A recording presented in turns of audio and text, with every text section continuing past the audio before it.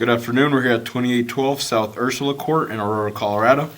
Today's date is January 28th, 2026 at approximately 2 p.m.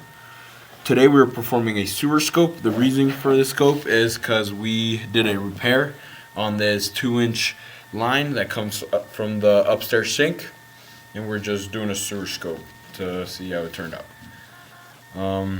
We are located here about 20 feet from this 2-inch clean out at the downstairs, where it meets up with the 3-inch main sewer line.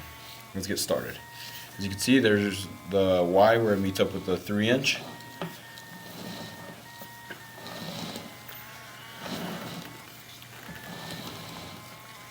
We did snake this line,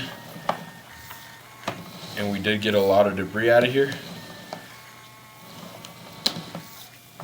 But as you can see, it's all good to go now, all intact. No cracks or nothing in this line that'll prevent it from draining correctly.